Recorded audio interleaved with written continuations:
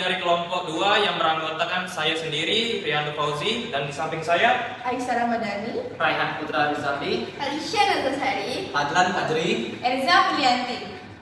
kali ini kami berenam akan mendeskripsikan tentang karya seni rupa 2 dimensi dan 3 dimensi di Museum Sultan Mahmud Badaruddin II. Wassalamualaikum warahmatullahi wabarakatuh. Assalamualaikum warahmatullahi wabarakatuh. Perkenalkan, nama saya Aisyah Ramadhani dari kelas 12 IPS 2. Saya berada di kelompok 2. Rumah Limas merupakan peninggalan kebudayaan Kerajaan Sriwijaya yang menjadi rumah tradisional masyarakat Palembang. Umumnya ukuran rumah limas minimal 15-30 meter hingga 20-60 meter. Rumah limas rumah tradisional Palembang yang seluruh bagiannya terbuat dari kayu. Pondasi rumah limas terbuat dari kayu ulen. Rumah yang terbuat dari kayu itu sudah dibangun sejak tahun 1830. Rumah limas lebih tepat dianggap representatif karena desain rumah limas memiliki bentuk yang jelas dan terstruktur, serta mencerminkan nilai-nilai budaya dan kehidupan masyarakat Sumatera Selatan secara konkret.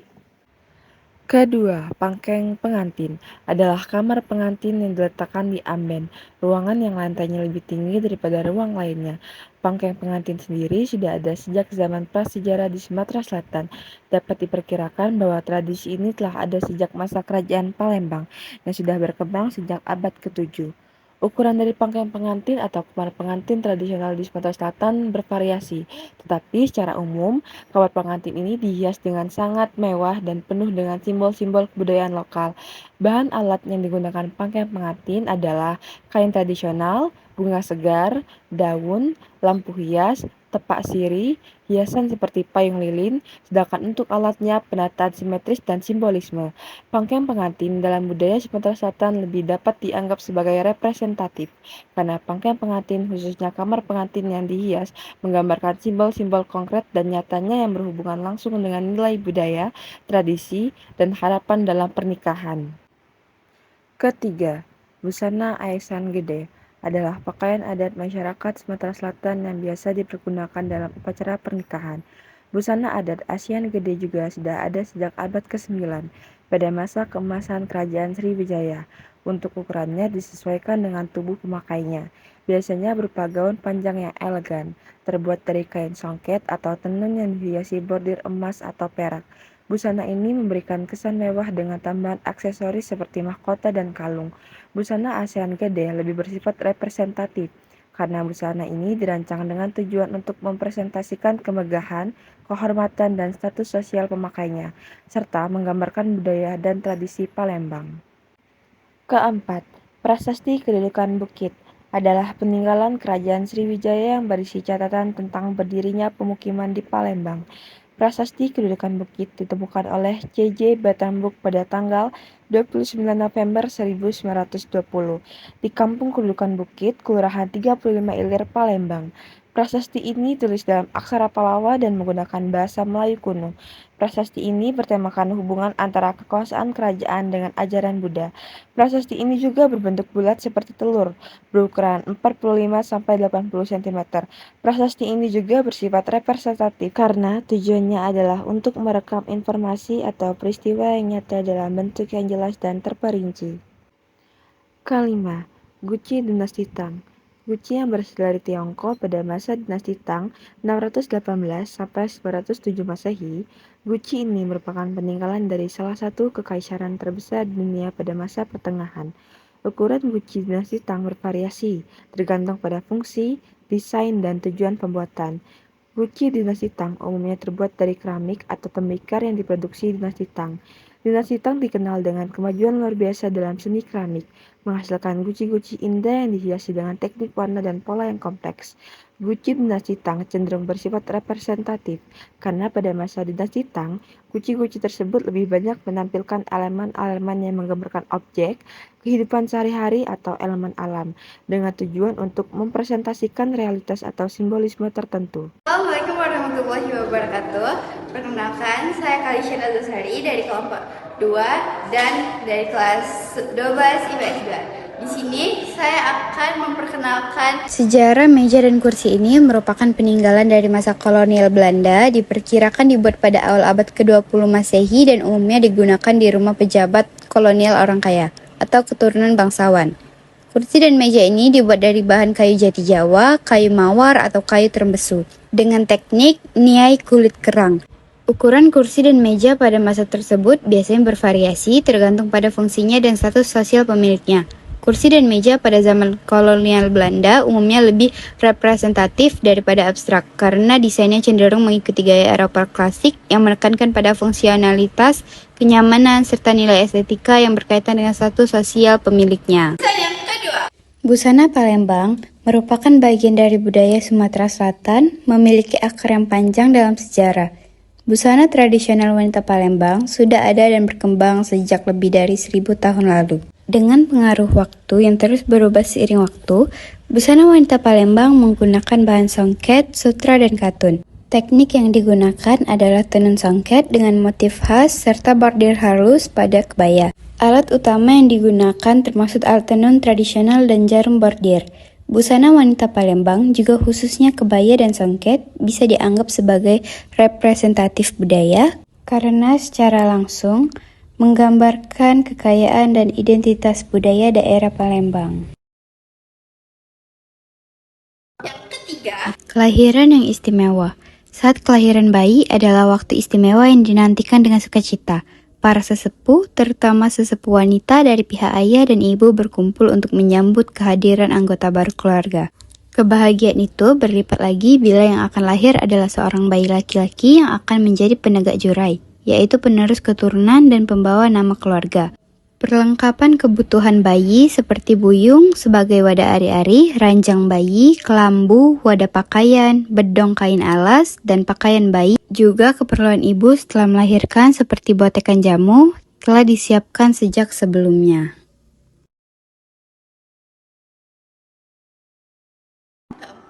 Lukisan Ratu Sinuhun dibuat sekitar abad ke-19 menggambarkan sosok Ratu Sinuhun, seorang tokoh legendaris dalam sejarah Palembang. Karya ini diperkirakan diciptakan oleh seorang pelukis lokal yang tidak tercatat namanya. Namun lukisan tersebut menjadi simbol kemegahan dan kebijaksanaan seorang pemimpin perempuan. Lukisan ini dibuat di Palembang dengan tema kekuasaan dan kebijaksanaan seorang ratu yang memimpin, serta menggambarkan pakaian adat Palembang seperti kebaya dan songket. Lukisan ini menjadi bagian penting dalam pelestarian sejarah dan budaya Palembang. Lukisan Ratu Sinuhun umumnya menggunakan bahan kanvas atau kain sebagai media dengan cat minyak atau cat air sebagai bahan utama. Teknik yang digunakan adalah teknik lukis tradisional dengan sapuan kuas halus pada detail wajah. Kelima, diorama Perang Kutogawang menggambarkan peristiwa bersejarah Perang Kutogawang yang terjadi pada abad ke-19 antara pasukan Palembang dan penjajah Belanda. Diorama ini dibuat untuk mengenang perjuangan rakyat Palembang dalam mempertahankan kemerdekaan. Diorama ini diperkirakan dibuat pada tahun 1980-an dan merupakan karya seniman lokal dari Palembang. Tema yang diangkat adalah perjuangan heroik rakyat Palembang dalam menghadapi penjajahan Belanda dengan menampilkan adegan pertempuran dan suasana pada masa itu. Diorama ini menggunakan model miniatur, lukisan, dan efek pencahayaan untuk memberikan gambaran hidup tentang peristiwa tersebut. Assalamualaikum warahmatullahi wabarakatuh. Nama saya Erza Aprianti dari kelas IPS 2, kelompok 2. Saya akan mendeskripsikan tentang lemari hias rek. Lemari hias rek. Lemari hias rek memiliki ukuran yang bervariasi dengan 150 cm hingga 200 cm. Lemari hias rek umumnya dibuat oleh pengrajin kayu dari daerah Palembang dan sekitarnya. Bentuk lemari hias rek ini berbentuk representatif atau 3 dimensi. Lemari hias rek bermacam-macam motif, adapun motif daun sirih, bunga teratai, ataupun motif fauna. Tema yang digunakan yaitu tema minimalis modern. Bahannya yaitu kayu jati, sekrup, cat, atau pelitut. Teknik yang digunakan untuk membuat lemari hias rek dengan teknik penyambungan, finishing, pengukiran tradisional. Yang kedua yaitu perlengkapan upacara munggah. Perlengkapan upacara munggah ini berbagai macam bentuk dan ukuran, seperti wadah cacapan, timbangan, piring batu, dan nampan kuningan. Upacara Mungga ini diperkirakan sudah ada sejak masa kejayaan Kesultanan Palembang Darussalam pada abad ke-17 hingga 18. Bentuk dari perlengkapan upacara mungga ini berbentuk representatif 3 dimensi. Perlengkapan mungga ini dibuat oleh pengrajin kayu tradisional, bahan, alat, dan teknik, yaitu teknik ukir kayu, tenun kain songket, dan penyernun emas. Bahan yaitu kayu, kain pewarna, dan pernis. Yang ketiga yaitu miniatur jembatan Ampera. Miniatur jembatan Ampera ini berukuran sepanjang 50-1 cm, tetapi ukuran asli jembatan Ampera ini sepanjang 1177 cm.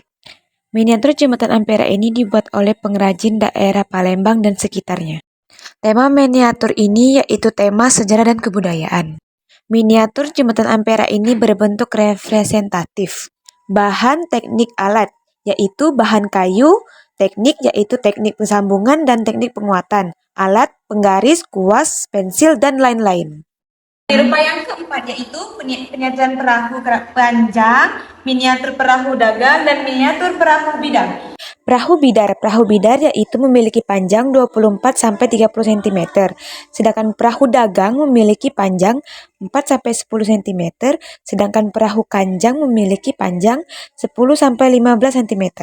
Perahu-perahu ini sudah ada sejak zaman kerajaan.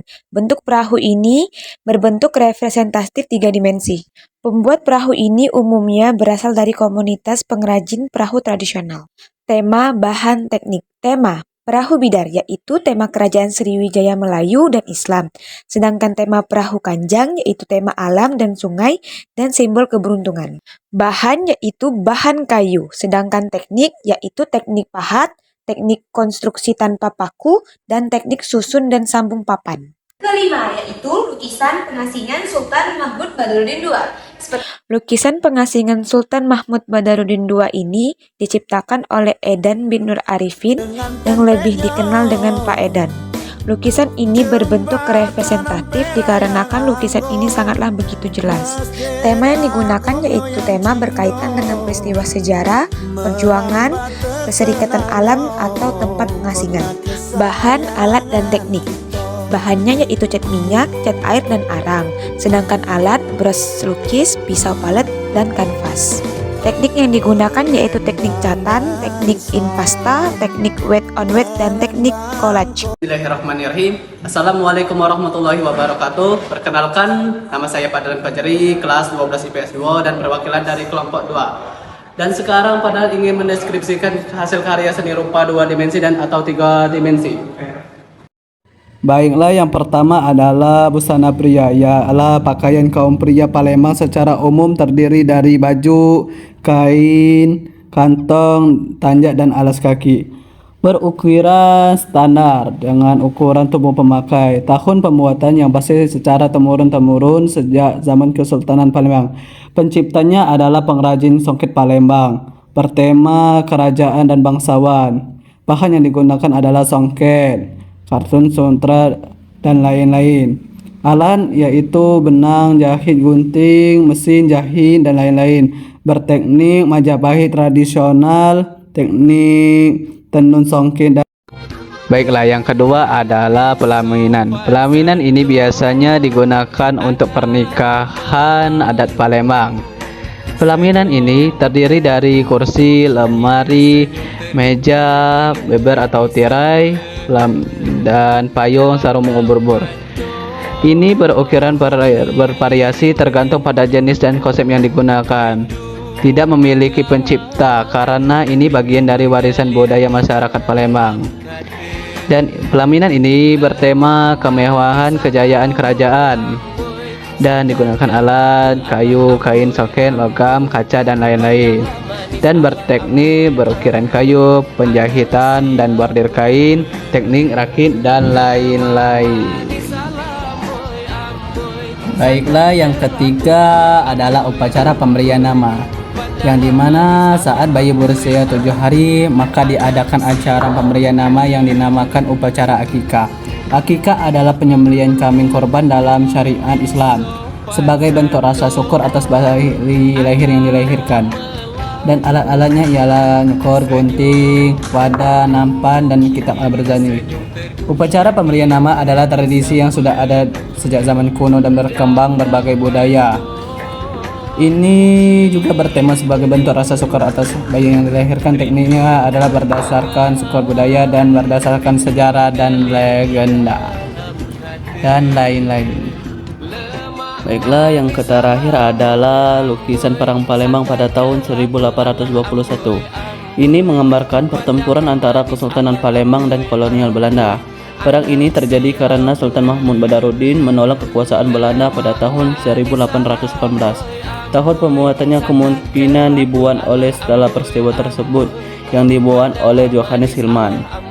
Ini juga bertema kapal perang Belanda atau Kesultanan Palembang yang berteknik litografi, cat minyak atas kanvas, tinta, pensil, dan lain-lain.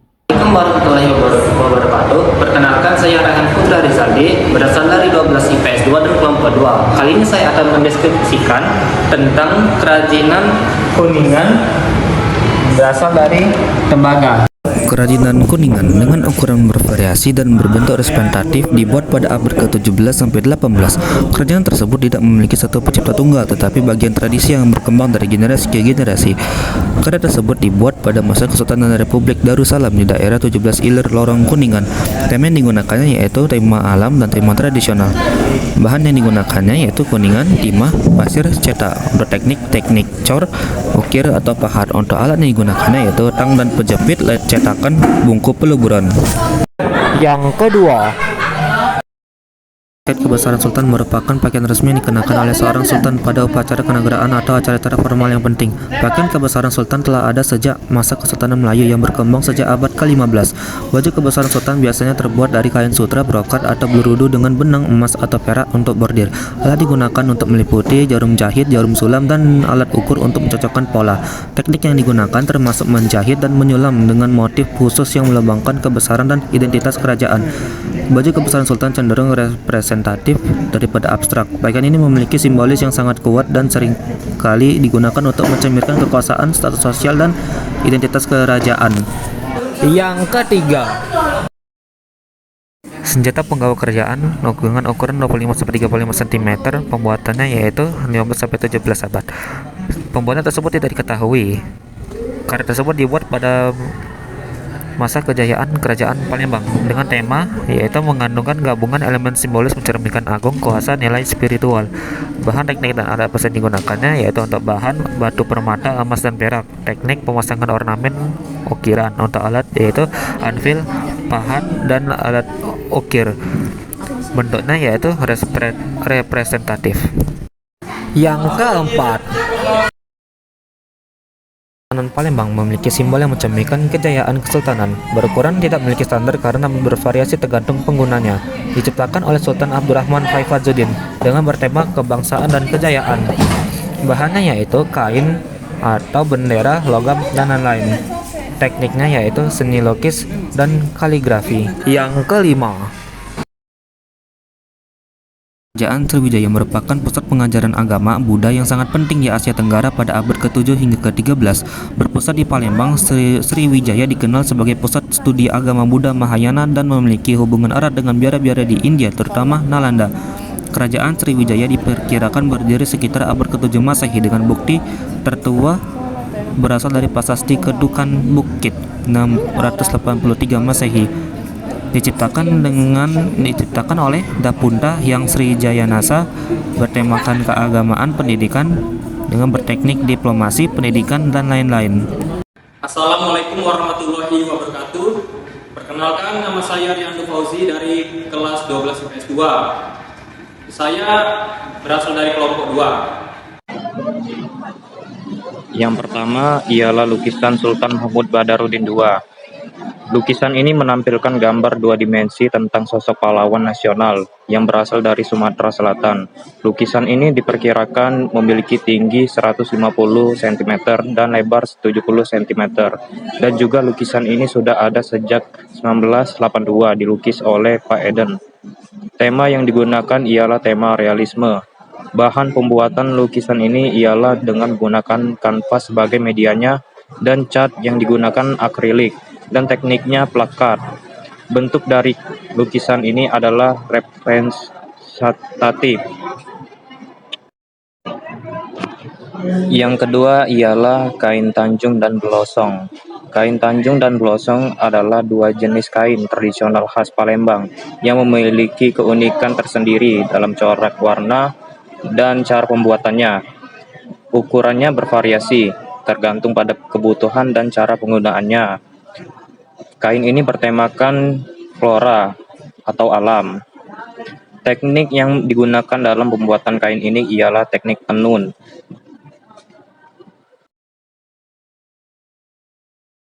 Baik, yang ketiga kita akan membahas tentang kendi. Kendi di sini adalah Yang ketiga ialah kendi air mawar 1. Kendi ini berbentuk representatif, 3 dimensi. Kendi air mawar biasa bervariasi tergantung pada merek dan produsennya. Kendi ini memiliki sekitar 250 mili hingga 500 mili. Tema kendi ini temanya ialah tradisional dan kebudayaan atau kesegaran keindahan. Bahan dan alat yaitu bahannya tanah liat, air, pasir, dan lain-lain. Dan alatnya meja putar, spon, tungku pembakaran, dan lain-lain. seni rupa yang keempat. Jambang pas bunga. Selanjutnya yang keempat ialah jambangan dan vas bunga. Jambangan dan vas bunga ialah sebuah wadah untuk menampung tanaman hias dan juga bunga-bunga.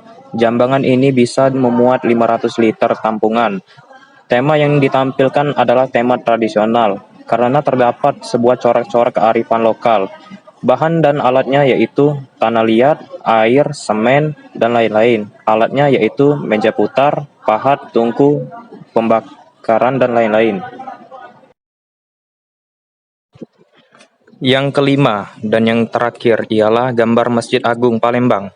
Gambar ini menunjukkan sebuah kondisi Masjid Agung pada tahun 1948 dan dibuat oleh PPM MHS STKIP PGRI Palembang.